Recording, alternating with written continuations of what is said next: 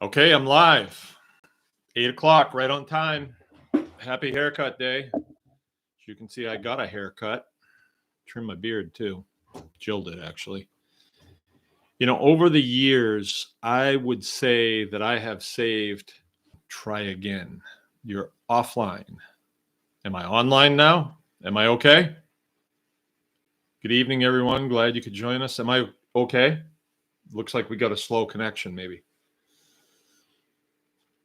Let's see. Is it going to kick in and work for us? I hope so. Okay. I'm starting to look like an old guy. All good now. All right. Thanks, Jamie. Okay. Yeah. So if we calculated it out, Jill and I have been married this is going to be 29 years coming up here, and she's been cutting my hair for all that time. And when you're in the service, you have to get a haircut every week and it's like $10. So I married her just for the haircuts. And so she gave me a haircut today. All right. So I got some things to talk about. I got actually one thing, and we titled this the Snowball Effect, Aggregating Wins. Aggregating wins. Aggregating means collecting, and wins meaning opposite of failures. So you're doing things, sometimes it doesn't work out so good, sometimes it's a win. Hey, we got a win there. And this stemmed from a conversation that I was having with my kids this morning. We are working on something that needs to be done, and they needed to milk first and then came over, and right about that time I was starting to feel like, yeah, we got a good thing going here. This is all right. This project is okay. And what it was pretty simple when you see it, and you can get the feel of it. But I want to explain it so you can kind of incorporate it into what you're doing. And I have. And it served me very well.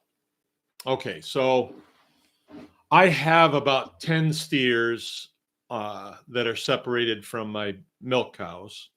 And some of them are just the bulls that were born from the milk cows, and we steer them. So we castrate them. And then we put them over on this section of the farm. They have a pond. They have about 30 acres to wander around on and eat. And then they have their area.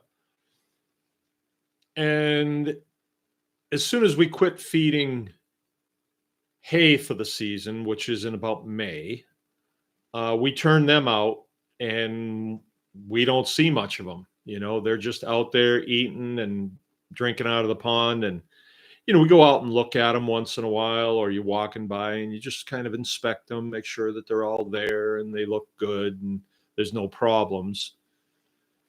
And there's things that have cropped up. We've definitely had some failures over there with that program. One was, I told you guys about it, was the Reed's canary grass that was poisonous, that I lost my two biggest steers. They were going to be first up this year, and two of them died from eating Reed's canary grass in the winter time.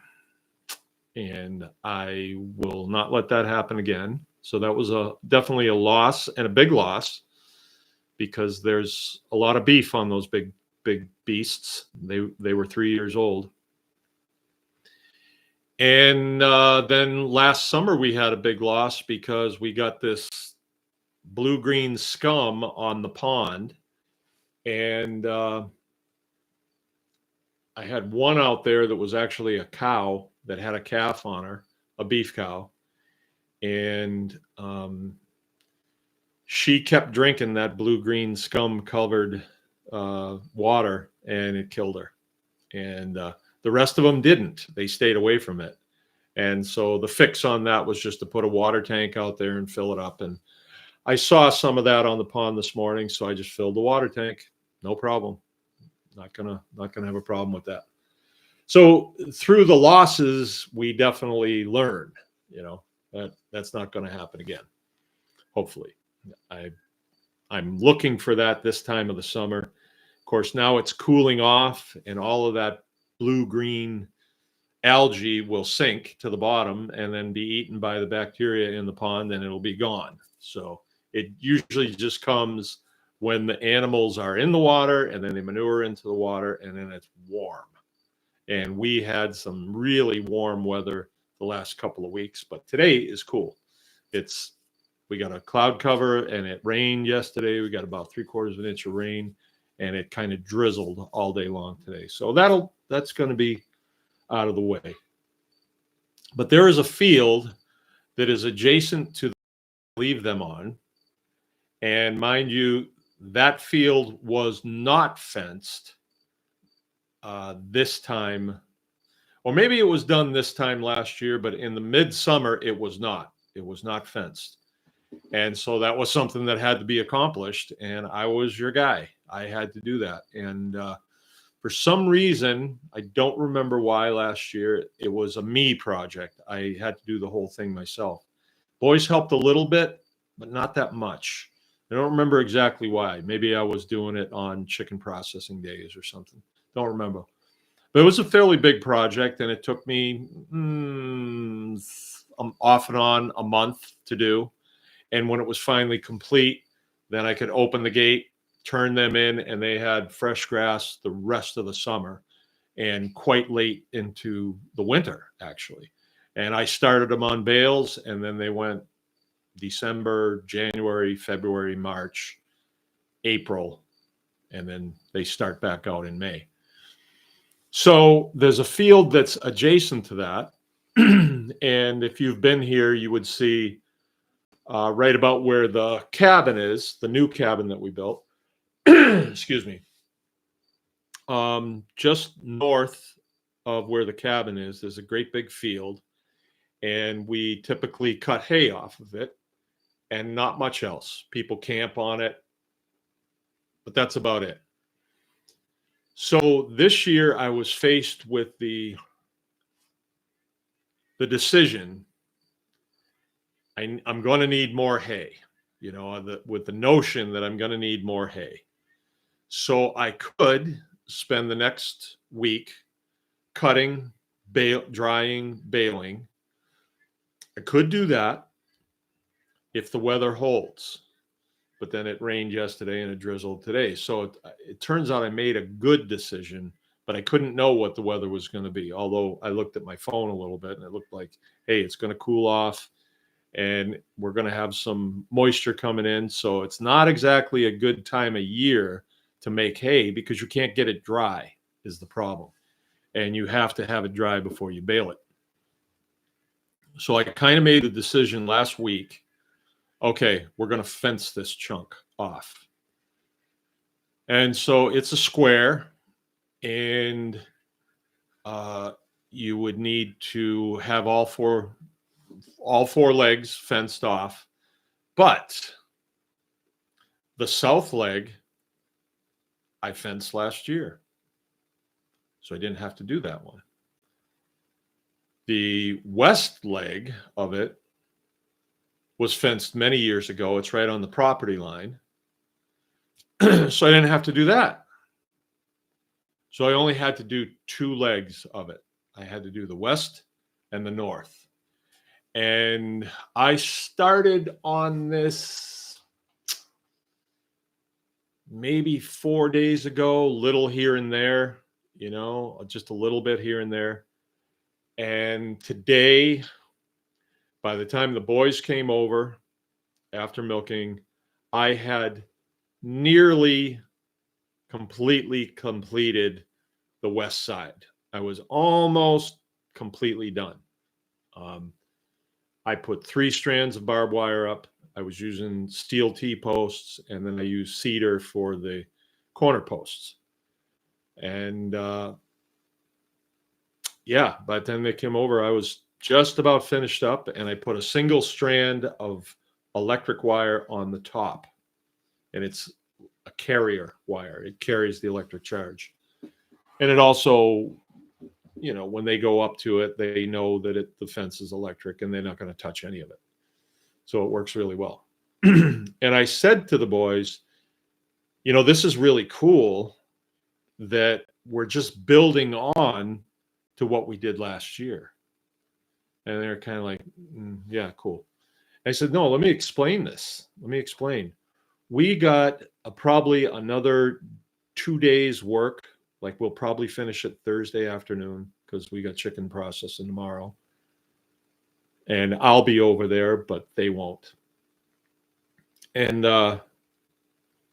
we will be done with this chunk of ground. And it's probably 12 acres, probably 12 to 14 acres. And it's got nice high grass on it right now. I could cut it. I could dry it down and bale it. But then I'd have to turn around and start feeding it to them kind of soon because the field that they're on is getting a little worn down. It's getting a little haggard. And I haven't been fencing it. I just haven't had time to do that this year. So we could go through the cutting, baling, and storing, or we could build this fence complete with everything that we need on it. And it will provide them with enough forage for them to make it to wintertime. Probably. If not winter, I'll be able to shove them over on the other one for a month or so, because that one's still growing too. We just got a lot of rain. It's just that they're kind of chasing the grass now. And it's kind of nice when you're feeding cattle if they can just kind of mosey along and really fill themselves up. That's what you want. So we were building on the work that we did at the end of last summer, and we didn't have to do near as much to accomplish the mission because there's 2 legs of it that are already built. And I said, you know, it's like that.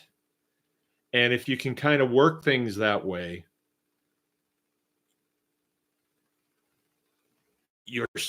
you're accomplishing more. I mean, you still have to build the fence, but there's 2 legs of it that we don't need to build. And then when we go to fencing next summer, to get on the other portion of it that's even further east, that's even bigger, we're not going to have to build the west section because we just built that. It's done. So there is the possibility that when we finish on Thursday and all the tools are there, we've got all the fence posts there, we might say, hey, let's keep going. Let's keep going.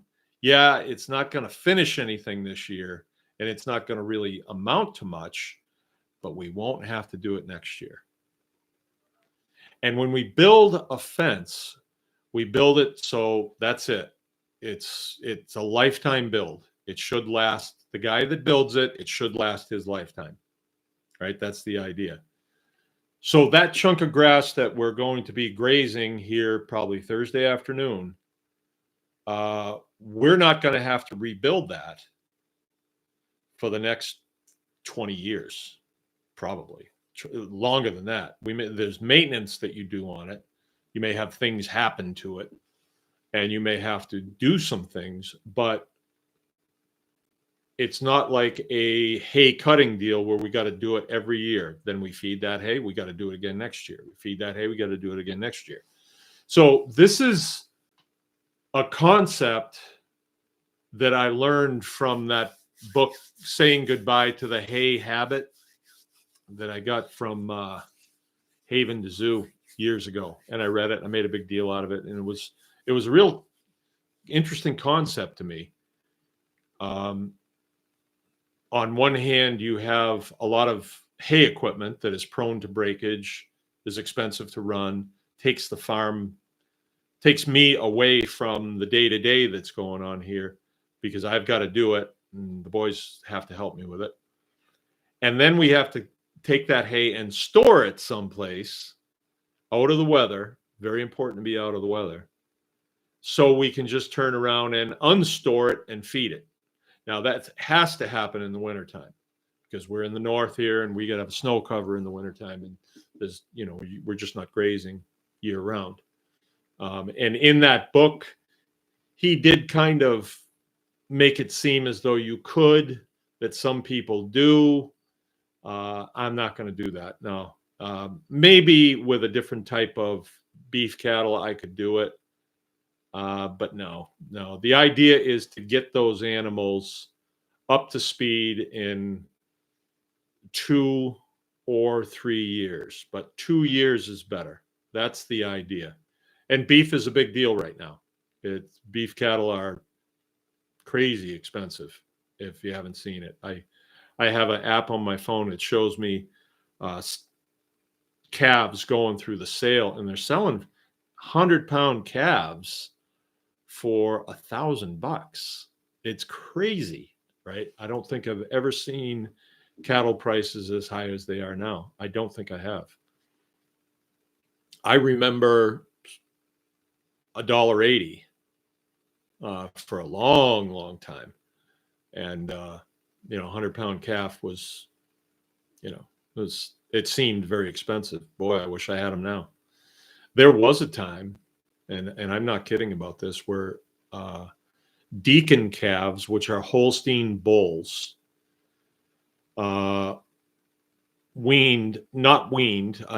freshly born, you had to take them and bottle them. If you would take them, farms would give them to you if you were diligent about going and loading them up and taking them. And then you'd have to start bottling them.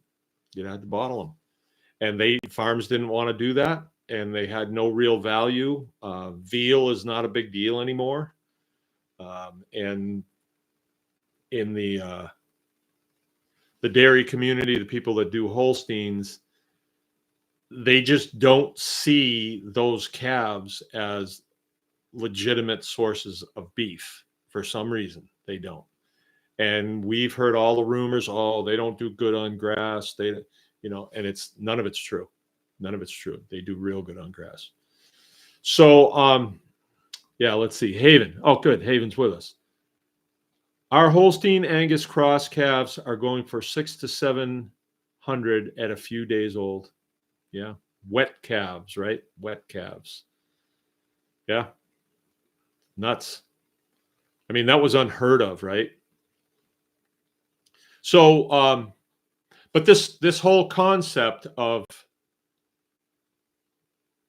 being able to look at something that you've built and see, I guess, the potential value in the next time you pick it up, or what's there. So you've got a fence line. Well, we don't have to build that fence line again. On the other side of that fence, we've got to get that fenced in. We can't do it now, but when we do get back to it, we're in a lot better shape than we were when there was no fences. I wonder if that makes sense. I wonder if that's a good example. It made total sense to me this morning when I saw it. I thought, yeah. And we may make a little bit more gain and not really be able to use it this year, but next year when we get back to it, we won't have to do it. Even building fences is a funny thing. When you get all the equipment together, you get all the fence together, and you're going, you kind of hate to stop, right? Because then the equipment has to be dispersed back where it goes. The fence has to be put someplace and stored, the stuff that you didn't use. And the fence posts have to be, also stored someplace. It's kind of better to just get them in the ground right then. And the other day, I sold a pig. Somebody came and got a pig, so I had some cash. It was a breeding pig, and the guy had given me a deposit, and then he gave me half. I sell him for $500, and so he gave me $250. I had that in my hot little hand, And I thought, and it was hot as blazes out. And I was at the end of the day, I didn't really want to do one more thing, but it was still kind of early to be quitting. And so I said, I know what I'll do. I'll go to Cadillac. I'll take this $250 and I will convert it to something. So I went to Tractor Supply and I converted it into 2 rolls of barbed wire, $75 a roll, and a bunch of various things, insulators and things like that. And I still had 100 left over. And I thought, well, I was looking around for a check valve for my milk machine.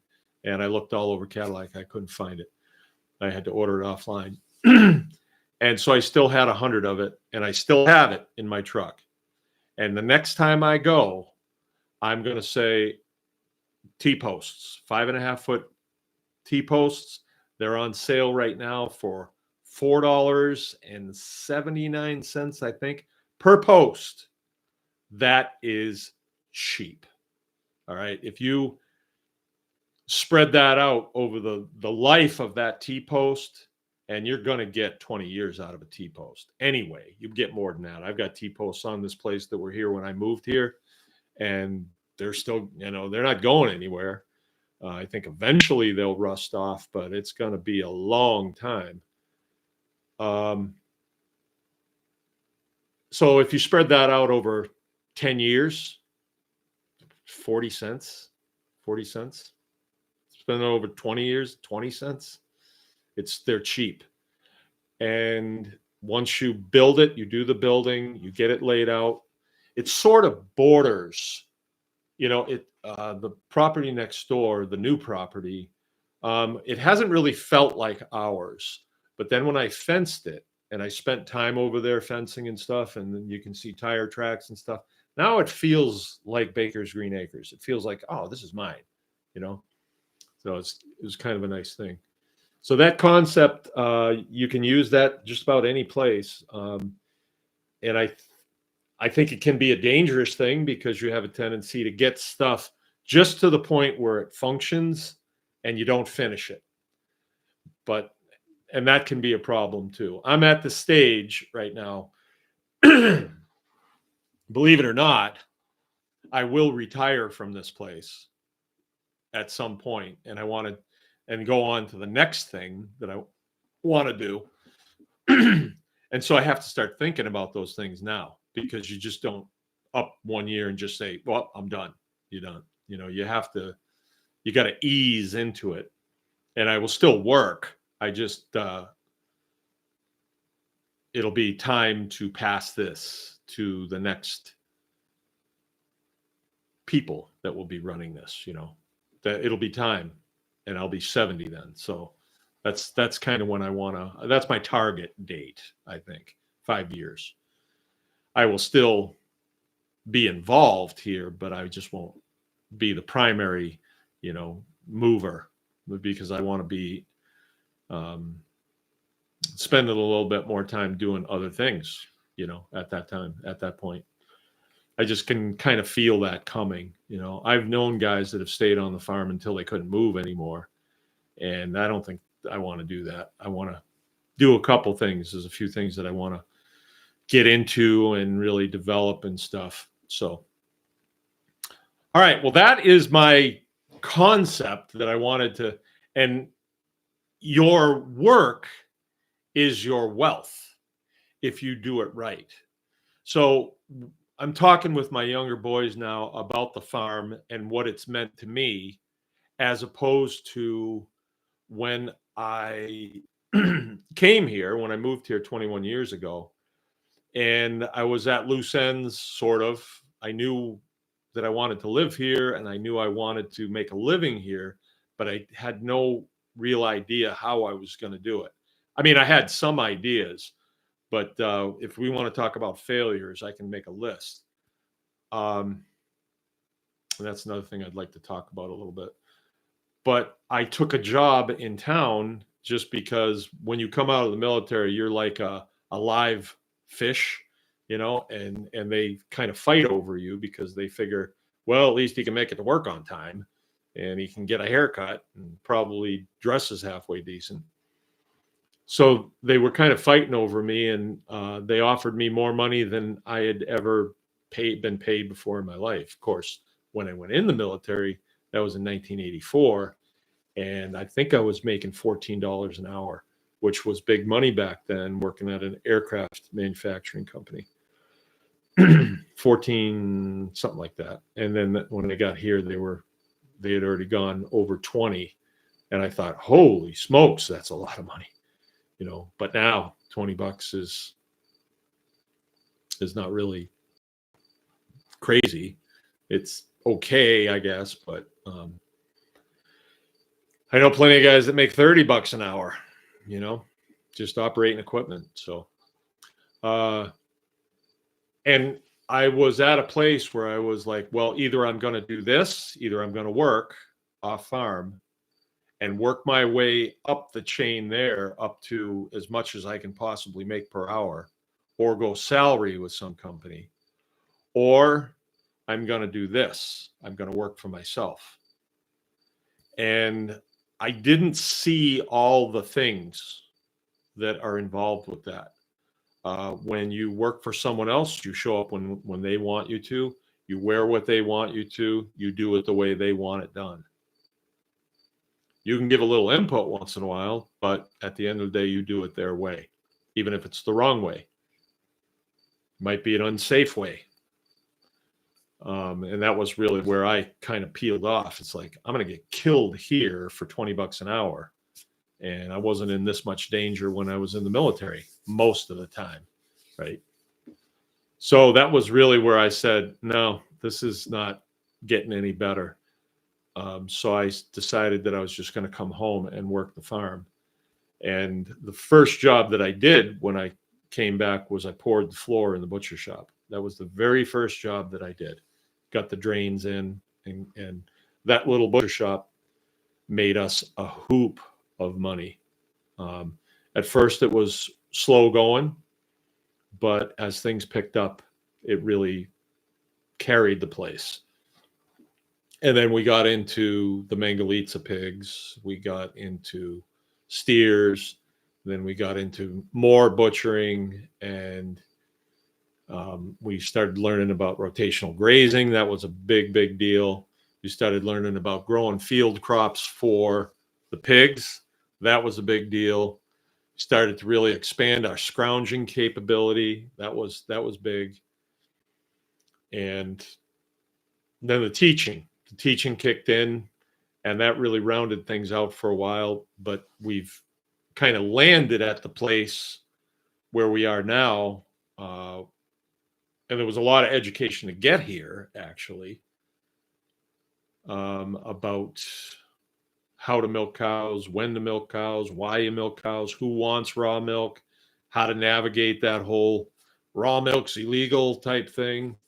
That took a lot of doing because, we've just been hammered with raw milk illegal, raw milk gets you in trouble, raw milk, you go to jail for so long that even when you knew the truth, it's still, you still were kind of, are we building a business on moving sand here, or are we on a solid foundation? So it took a long time to really get a feel for it. And we're at the place right now where I put it out earlier this week that we are going to get into the door-to-door delivery aspect of raw milk.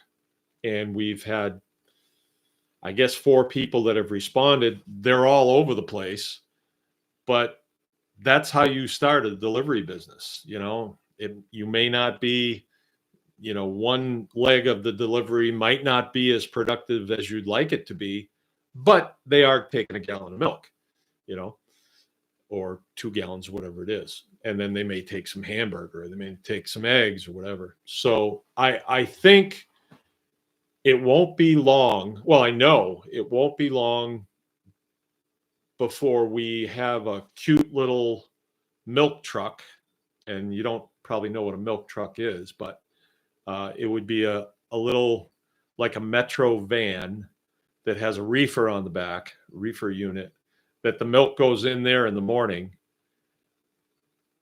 and then it's delivered the next day after it's fully cooled. Right? That's probably how we would do it. Probably turn it over that way. Or I don't know.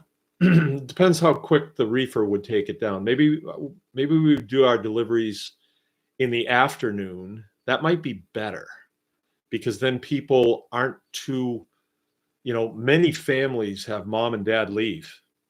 It used to be delivery for milk was in the morning, but when I remember milk delivery happening at my parents' house, my mom was home. So she would hear the milk truck pull up, and she would hear that they had a little cooler and she would hear the milkman put it in there. You could hear the bottles jingling, and then he'd be walking down the driveway whistling, and she would go out and get the milk and put it in the fridge. Yeah, we got milk every week. I think we got 2 gallons of milk every week in glass jars. And then my mom would wash them out, and she would put them back out there in the thing. I still remember the face of the guy that used to deliver our milk, because me and my little sister would be out playing in the driveway, and here he'd come and he'd stop and he'd talk to us, and all that. I battery is running low.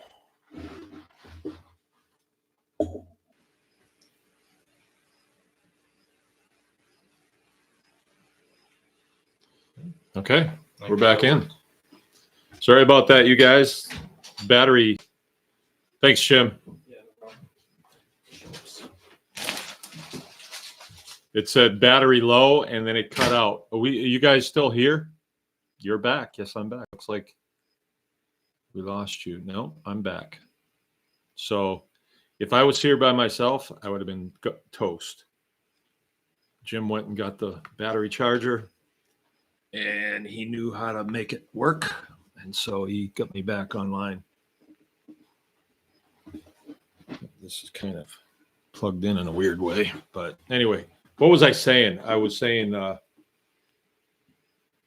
milkman.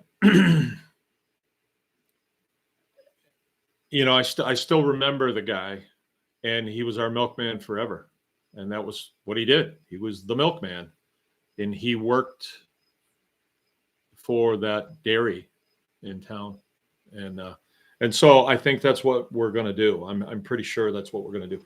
We're delivering to 2 customers right now. One guy is ENT doc in Cadillac, and the other one is a contractor in Cadillac. And we decided to do this because there are a lot of people out there that would like to have raw milk. It's just they don't have the time to drive all the way out here into the boonies to get their milk, because they're busy people. They live in a nice section of town because they work their butts off, and they're busy, and they don't have time to do it. So I think I'm pretty sure this will work. It's not like it hasn't worked before. It has. Milk delivery in this area was a very common thing in the 60s and prior, but I think in around the late 50s, there would have been it was very common for people to have cars and deliveries and things like that. And then in the 60s, it was the late 70s when we started seeing milk being put in the plastic jugs at the store, the red cap and the pink cap and the blue cap and all this, and the skim and all that stuff. We didn't see that until the mid 70s, I would say, because we had milk delivery right up till the time I was in high school, and then it stopped, and my mother was getting it at the store. And I don't know if it was cheaper. I don't really remember. I didn't pay for the groceries then, so I don't know. But I know the quality of the milk was not the same. It was not as near as much fun to drink as it was when it had cream on the top of it. That was nice. And our milk is like that because it's not heated. It's not cooked. So yeah, and then that business right there, if you want to talk about aggregating or the snowballing effect, um, I will not have to build the milk parlor again. I won't. I will not have to build the milk house again. I already did it. Did that last year. It's done. And we kind of finished it up this spring, right? And so now we're just operating. So what's going to happen now is, oh, this is a great example of this. I have 2 heifers out there that were born here, and every day they get a little bit closer to the age where we can breed them, and then they'll be cows. And pretty soon, one of my cows next month is going to calf. So maybe she'll have a heifer. That'd be nice. That'd be nice. But if it's not a heifer, it's not a total loss. We'll keep him, we'll bottle him, and then he'll go out with the steers. So there's a lot of potential for gain. You know, you always want to gain. I think at some point, everything became tracked in dollars, right? We tracked it all in dollars. So when I bought this farm, you know, it was $1,500 per acre. So any day now we could cash it out and get $1,500 back. Well, 20 years later, this land is worth quite a bit more, quite a bit. I've heard of land going just south of me for $5,500 an acre, farmable ground. So just by being here and keeping it going and improving, you know, we've created more wealth than I could have ever done if I just stayed an hourly employee punching a clock at some power plant or whatever, you know, that because that was what I did. I was welder mechanic type, probably management type, management material. But, you know, I didn't love it by any means. It was just a means to make a living and keep people fed and keep the wolves away from the door. But this is way better and way more profitable. So, excuse me. I kind of told you guys last week that I wanted to make a bigger impression. All right. So I always kind of talk about making things better, you know, fortifying the position. And we've had this Tribe Plus going now for quite a while. I'm not sure. Is it 2 years? And that is a paid subscription where we set it up so that for 49 cents a day or something like that, you can become a Tribe Plus member. And we thought, okay, we'll make videos of how to do things and we will plug them in there. You'll have full access to them. And we had probably 10 or 15 videos, and we noticed nobody's really accessing them. A little bit here and there, but not much. And also we were offering consulting, so you would have access to me via Zoom call. And so if you're setting up an operation and you really don't know what you're doing, and there's nobody to really ask, no neighbors or anything like that, you could come to the Zoom call and you could say, okay, this is what I have. I've got this many acres of land and da da da da da, and I'd like to do this. And you're able to say to me, what do you think? So I'm a good person to ask because I've had lots of failures and victories. Lots, probably 50-50, I would say. And so that became what people were more interested in, was the consulting aspect of it. So we laid off on the videos because nobody was really accessing them. and we decided to, okay, let's pour into the consulting end of it. And Jill called it mentoring. But I always thought of it as consulting. So when I would come on, I'd say, and we'd have a bunch of people in the Zoom call. I'd say, okay, what are your questions? But that's not really mentoring. That's more consulting. So you're coming to me and you're saying, okay, here's my ideas. This is what I want to do. Tell me what I want to know. Well, that's consulting is what it is right there. But mentoring is different. I hear a big truck pulling in the driveway. Mentoring is different. Mentoring is me drawing it out of you and developing you. So there's more on me, not just playing stump the dummy, asking questions. Can you answer this question? So I wasn't really sure how to make this consulting call or mentoring call better. So last week we had our bi-weekly, I don't know, every other week, every other Wednesday. We will go every Wednesday if we need to, if we have enough people that are accessing it and it's too crowded.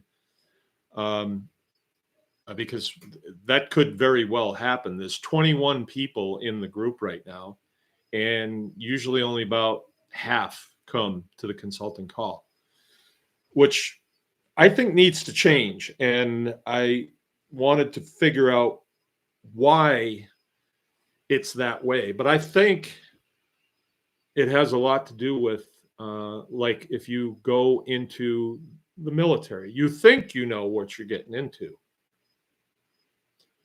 But really, through guys like me, I'm going to help you to transition from what you think the military is to what it really is and what I actually need you to do. Right? Because you have these ideas, what it's going to be. Oh, I'll be flying spy missions over Cuba. No, you won't. You're going to be loading 500-pound bombs into B-52 engine bomb bays. That's what you're really going to be doing. And it's hard and it's dangerous and you got to know what you're doing. So then you have the older guys that help the younger guys really start to understand what we're doing here, really get it. And so I think it's the same thing in this. You come to me and say, I like the lifestyle that you lead, and I like the enthusiasm that you have towards your work. I want that. And in return, I'm saying, okay, what are your questions? Yeah, that's part of it. But really, I need to look at you and I need to start asking you questions. That's really the way it needs to go. So I went to my group last week and I said, help me with this because I don't think I can see it from my point of view properly. I don't think I can see it correctly. And I sat right here with a notepad and I wrote down some of their answers, and I'm going to share these with you because I want more of you in Tribe Plus, and I want more of you coming to this meeting and being mentored by not only me, but other people in the group, because that's just the way it is. When you're in a group of, like, let's say you get a group of 10 young airmen that come to you and they say, I want to be in the Air Force. Okay, well, you made it through basic training. Okay, but now we're going to go into the nitty gritty of what this job really is. And I'm going to be looking at you saying, I wonder if this guy can do it. This guy can do it. This guy's shaky. This guy's going to be a pain. This guy's got a big mouth. This one's got an attitude, And so I have to look at them and say, how do I make them the perfect candidate for what I want them to do? And that's where, like management comes in and experience comes in and, a little bit of, hey, you just need to shut up and listen to me. You need to do it my way, or you need to do some push-ups, or you need to fill some sandbags, something like that. And then we kind of make that person into the one that they actually do want to be, but they just don't know how to get there. So That's a mentoring thing. So here's some of the things that I wrote down last week, and I have not looked at this until just now. It's here, but I haven't read it. I wrote the stuff down. If I had to tell you what I wrote down, I couldn't. All right, I couldn't. But I think we're going to start the mentoring sessions by each person. I'm going to ask them, I want to hear a victory and I want to hear a failure. In the 2 weeks that we've been apart, I want to hear a victory and a failure from you, and I want you to explain it. And that way everybody gets to hear it. We are all coming here for the same reason. We're all coming here to get better at this. Because if you're not getting better at this, you might as well just go play golf, you know? Because I will tell you something, and I shared this with people last week, and I believe I've said it here before. Maybe I haven't. Because this call isn't for all the information. This is just this is what I want to talk about, what I've been impressed with this week. This is the download that's been impressed on me when I'm here doing what I do every day. But the mentoring call is different. The mentoring call is about a small group of people that have all stepped up to the plate, gone a little further, you know, got a little bit more serious about things, and they are actually opening themselves up to criticism.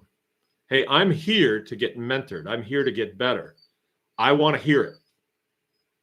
Well, you may hear something you don't want to hear. You may, but that's part of it. You got a stinking attitude. Probably wouldn't come into play in something like this, but there may be something like, hey, I think you're starting at the wrong level. You're not ready for that yet. And I may say that, like, right out in the open. You're not ready for it. And they may say, well, why do you think I'm not ready for it? Say, well, you want to enter at this level. There's a lot of things beneath that you have to master first. And I have this happen quite a bit. This happens in sales. Like when you sell somebody something, and somebody comes here and they say, I want to buy a Mangalitsa boar and a sow, and I want to get into breeding Mangalitsa pigs. And then in 2 weeks, they're calling me on the phone. Can I bring them back? I don't want my money back. I just want to bring them back. And I say, well, what happened? Well, they keep getting out. And then when I get in a little further, I say, well, I walked you around and I showed you how I build fences. Did you do that? Well, no, we haven't had time to. Well, why don't you do that instead of bringing them back and then put them in? They won't get out, and you can go to the next step and the next step and the next. I mean, everything, there's a way to do it. You know, maybe not, I don't have the best way to do it, but I got a way that works. And I would listen to somebody that's got a way that works rather than your own ideas of, well, we had some pallets and we tied them together with baling twine. Yeah, I've seen that. I've seen people do that, and they just can't believe that the pigs keep getting out. So there's steps, but you know, you don't say that to somebody who's just coming to give you money for 2 pigs. They're not really asking you for your advice. They just want what they want. Well, okay. So a lot of times when you get into an operation like what I have going now, I really have a tiger by the tail. I really do. Because this requires me to be here every single day. And I can sense, I can determine, I can ascertain if things are going smoothly here or not. And there was a time when I would see a Facebook post where somebody said, hey, I just saw some cows going down the road. And and I'm thinking, oh, that poor guy. And then I find out There's one Holstein. There's two, and I'm like, those are my cows. Yeah. Where now I see them every morning, and I understand them better than I did. I really did not understand cows at first. It takes time to understand, are these cows getting what they need, or are they going to go looking for it at the neighbor's house? Because they're only motivated by really one thing, and that's their stomachs, right? So they got to have what they need to eat, or they're going to start leaning over the fence, and then the fence is going to go down, and they're all going to go, let's go to the Amish house, right? That doesn't happen anymore because I can sense, or I can determine if they've got everything they need. If they're peaceful. I am a grazing, I wouldn't say expert, but I can tell with a short walk or a short motorcycle ride, this field, they need to be off this and they need something else. They need to be moved, right? Or they need to have access to something else. Just did this today, as a matter of fact. And the fences that I have already accomplished in that area, all I have to do is open a gate. I don't have to rebuild that fence. I may have to take a ride around it on the motorcycle and say, oop, I got a problem here. I better get after that but it won't be for a little while. It won't be until they have worn this field down and they start looking for something else that they find that little problem that I have there. But I know these things now. And I didn't before. So on a mentoring call, it's going to be more, from this point on, it's going to be more, I need to find your weaknesses and help you to upgrade from there to a place where that is not a weakness anymore. I need to do that. So, starting it off with sharing victories and failures, I will get a lot of that. And these people, I know them pretty well at this point. And I can't think of any big failures off the top with some of them. Maybe with Keith, I know a couple things about you, Keith Sutton, that I need to get straightened out. But not so much, really. Maybe don't be climbing on any roofs. Let's see, what else did I write? Oh, I need to go into these mentoring sessions armed with questions, and you have all kinds of different farmers at all kinds of different skill levels, all kinds of different goals in mind, but some things are consistent, in this type of farming, or common in these. So there can be generic questions that I could say, hey, tell me what's going on with this. I need to know what's going on with this. Another thing I need to do, like when I had people working for me in the military, I had a file on them. So if I had to sit down with a guy and find out why he's got a problem with this, I'm making notes, so the next time that we sit down, I'll be saying, so how did that work out with, and it may be 6 months and you forget. How did that work out with that girl that you were seeing up in Canada? How's that turned out at this point? There's consistent things that happen all the time when you work at a northern tier base, and young men think everything's better in Canada. Why? Because they serve you alcohol when you're 18 and you can't get it here when you're 21. So that was a constant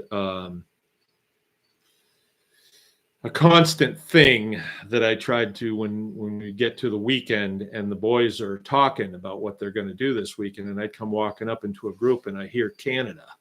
Like, oh, so we're going to Canada this weekend, huh? Who all's going?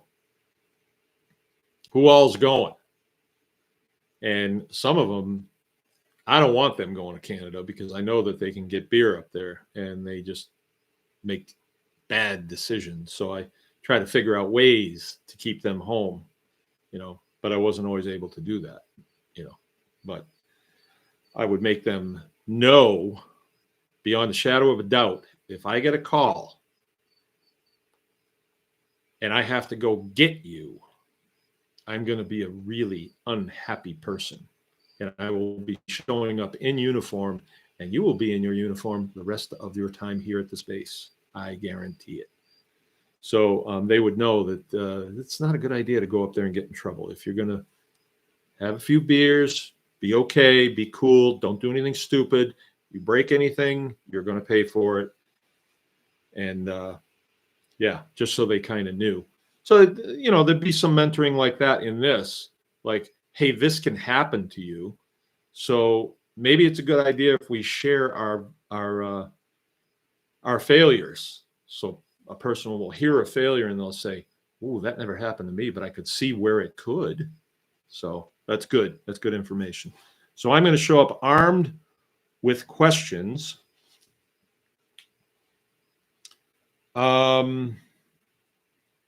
We had a conversation about the Outsiders Club. And since I've been in this career field, there's different facets of it. There's the public facet, and that happens like on YouTube, and that is more of people who are content creators. So their job is to create content that people will sit in front of their computer, and then they'll hit the like button. And you want a lot of people to look at the computer.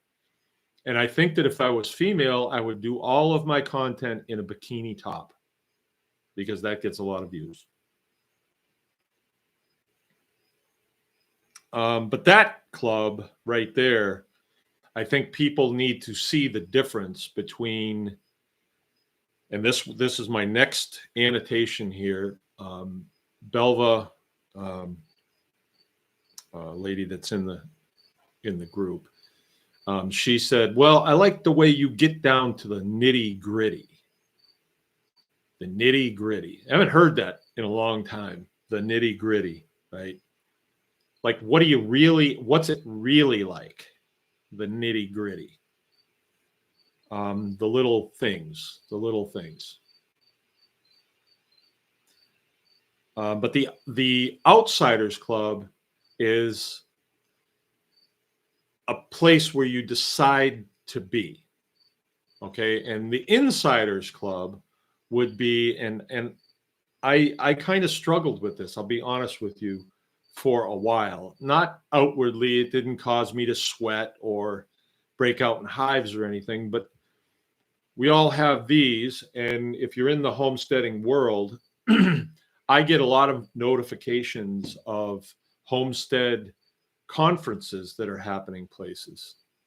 And you see all the little pictures of people who are going to be presenting at these homestead conferences. And it's consistent a lot of times with YouTube personalities that are in the homesteading world, right? They have a lot of people that subscribe to them. And if you see view counts that are way, way up there, that equals dollars if you're a content creator. Now, I do create content, but I don't do it to get views. I have sort of a different motive.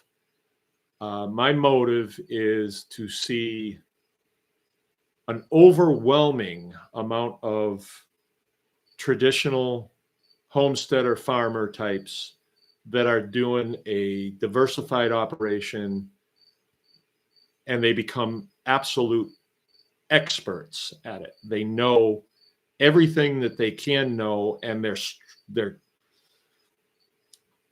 striving for more information. And that's not always what you find in the homestead YouTube community. It's more personality, and I would call it the Pinterest type people. It paints a kind of it's sort of like a calendar, where you see a really cool picture of a man and his son going off into the sunset on an antique tractor. And, you know, if you're really in this and you're not doing it for views, you're doing it for dollars or to make a living, you look at that picture and say, well, what the hell is that tractor good for anymore? You know, I don't see any implements on there. What, you know, are you just taking a ride down the country road or something? You know, it's nice. It's a nice picture. It gives you the warm fuzzies, but is it real? Is it reality? Right? Because the reality of this creation that we're in is it is abundant. It is abundant in your ability to create produce from it, whether it's flora or fauna. It's there if you're willing to learn the techniques and implement them and keep your head in the game all the time. You can make a good living on a farm. And we don't really have to just hypothesize about this. We can know this by driving around in a community like this, the community that I live in. You see these big red buildings. What is that? You may say, oh, well, that is a barn. And if you'd have asked me this 20 years ago, and you asked me, well, what do you do with a barn? And I would say, well, you put stuff in it. What kind of stuff? Well, I guess you keep your antique tractor in there for when you want to take a ride down the road with your grandson on the back. Yeah, but how do you make a living doing that? I mean, why did they build that there for just keep an antique tractor in? And I would have said, well, I'm not really sure. We store hay in it. I know that. And it took me a long time to really ask the questions, what is this really here for? And there was an old guy. He's our township supervisor. He was here. I was butchering a pig for him. And he says to me, yeah, I got in a lot of trouble in that hay mow. And I said, what? You were here as a younger person? He's 80-something years old. He says, yeah, this was my Uncle Ben's farm. I said, your uncle? What did he do here? Well, he milked cows, of course. I said, I didn't know that. I didn't know what he did here. Honestly, I did not know. I kind of had an idea from reading the book 80 Acres, but I didn't know how he did it. And he said, well, right there, that concrete sill right there, that's where the cows ate when they were getting milked in the morning. And he went in and he told me everything about it. They came out here every day in the morning. They milked by hand. They never had more than 8 cows that they were milking. They may have had 10 or 12 total. And this 80 acres provided enough grass for those cows to graze for 6 months. And then Uncle Ben was out there with a scythe, cutting hay, raking it up with a rake, and then forking it onto the wagon. And they take the wagon up to the barn. They would fork that hay onto what's called the hay mow, which is over the place where we milk the cows, which is the parlor. And there was these weird doors. And instead of folding up, they folded out like this. I found that out kind of abruptly one time when I was jumping off the hay mow, and I caught it. And it went out, and it carried me out. I took those doors off. I took them off. I had no idea why they were there and why they mounted them that way. But what that was for is they would open those doors in the morning and they would fork hay off the hay mow into the feed bunks where the cows were standing when they were being milked. Of course, in those days, they left the cows in all winter long. Why would they do that, you may ask? Well, because the manure that those cows were putting out was very important, extremely important, because that manure was the only thing that they had to fertilize the sandy ground. And they didn't use it in the fields, they used it in the garden. And without the garden, you don't have green beans to get through the winter. You don't have squash. You don't have, and so on. All those things that would be canned right in that kitchen and stored in the basement so they could survive till the next spring. It was all about survival. It was all about survival. But at the end of the day, you know, as we talk about aggregating wealth, the man who settled this place, his name was Ben Brinks, and I live on the Brinks Road. I forget when he died, but I think it was in the early 60s. But he got this land by signing his name on a homesteading agreement with the federal government that if he took up this 80 acres and he improved it, then he could homestead it. And the first thing he did, he had to prioritize things pretty smart. He had to build a barn. And they built the barn and they lived in the barn for about 5 years until they got things up and running and they had enough wherewithal to be able to build the foundation of this house. And that foundation was dug by hand. And those forms were, you can see those forms when you go down in the basement. They did it a board at a time, right? So they were mixing concrete by hand and then shoveling it in, and they kept going until they had it up to the level where the house sits on now. And they lived in the foundation while they built the house above it. And all the blocks for this house were made in the basement. They're concrete blocks. Yeah, these guys they had a lot of kids, but they had vision and they worked hard.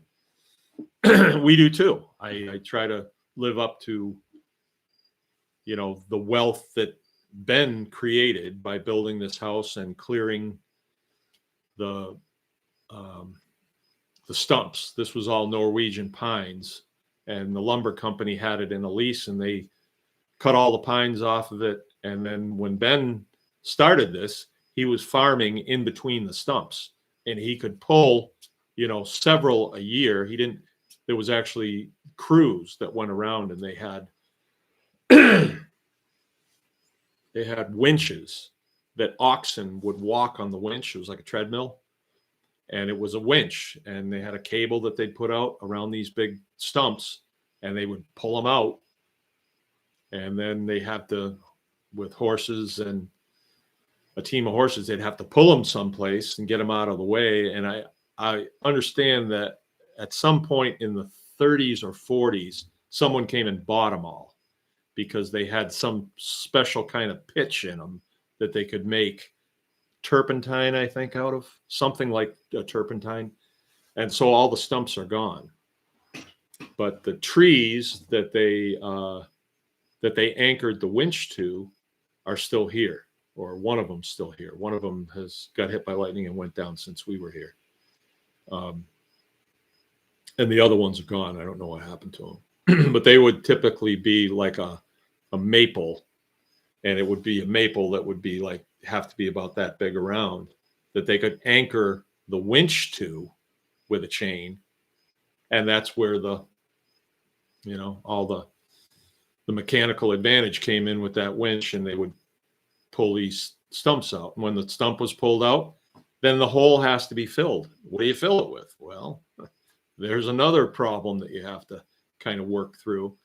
And at the end of that period where they pulled all the stumps, and it wasn't in 1 year, I can guarantee that, then they would grade it, plow it, grade it, plow it, grade it, until they had a kind of a smooth field. But that was a tough thing, because if you go out there and work that whole field, that's where your hay's coming off. That's your feed for the year. So it had to be done in stages. And if you look at this farm from above, this farm is different from, say, other farms where they went in and they took out all the fences, all the fence rows, and they just leveled the place with heavy machinery.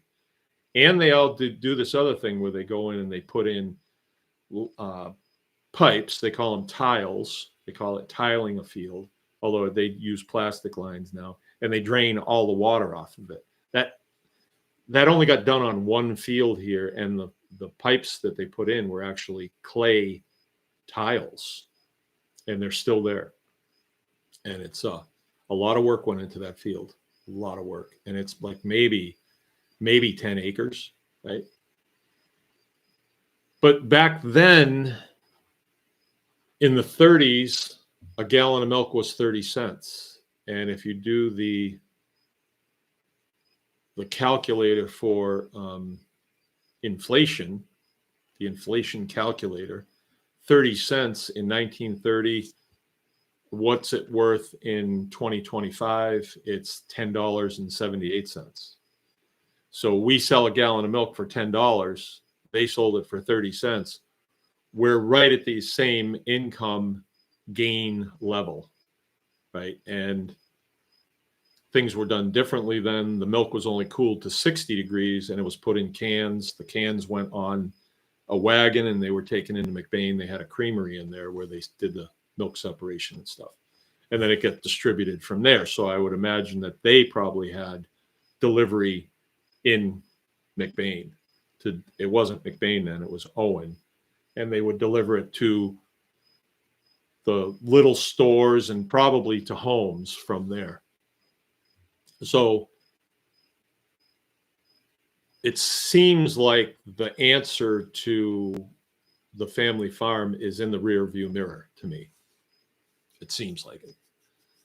Now that's what it seems like. So all these big red barns that you see here, the reason those were built, they had to be paid for after they were built, or maybe they saved up the money and built them. There had to be an income stream, and the 10-cow dairy was it.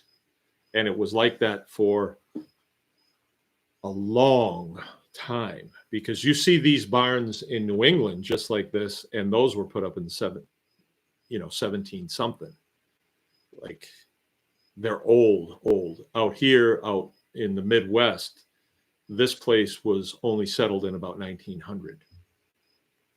I mean, there was people here, and there was a rail that came through, but the farms were not near as prolific as they are today. And a lot of the 80-acre farms have been consolidated into, 1,000-acre farms where they have a lot of employees and a lot of heavy metal and so on, right?